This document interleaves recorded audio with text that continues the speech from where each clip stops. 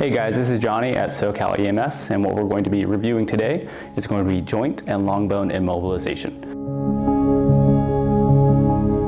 So the concepts always stay the same with your joint and long bone immobilization. You're always going to check CPMS before and after the placement of your splint.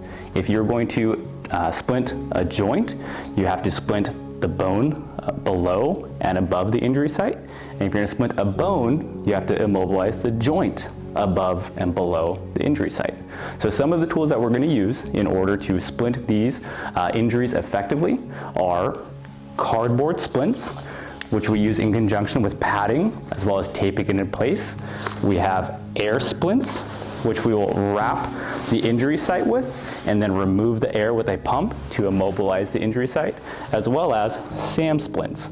So we can use these to size the unaffected side to the affected side to then make sure that the patient's as comfortable as possible. If we have the opportunity, always remember to place an ice pack over the injury site, sometimes before we splint them, in order to get that cooling therapy to the injury site as the patient is transported to the ambulance.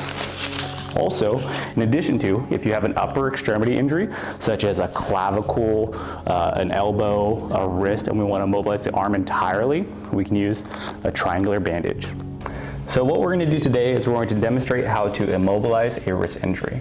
Even though with this particular case or this particular patient might be a wrist, the concepts always stay the same with your injuries. So if you have a wrist injury or any joint injury, you have to mobilize the bone above and below the injury site.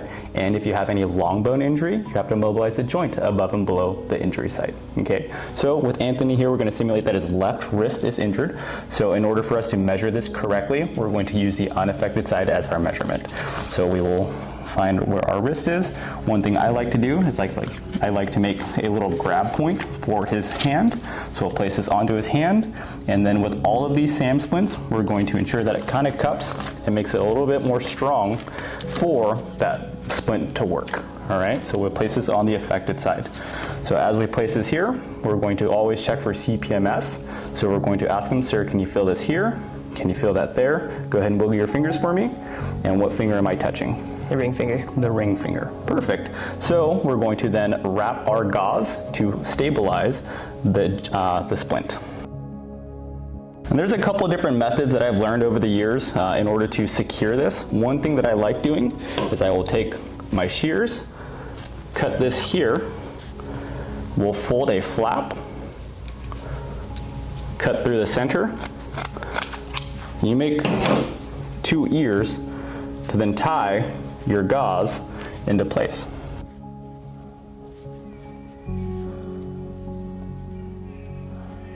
After we've secured the gauze into place, we'll reassess CPMS. So go ahead and wiggle your fingers for me.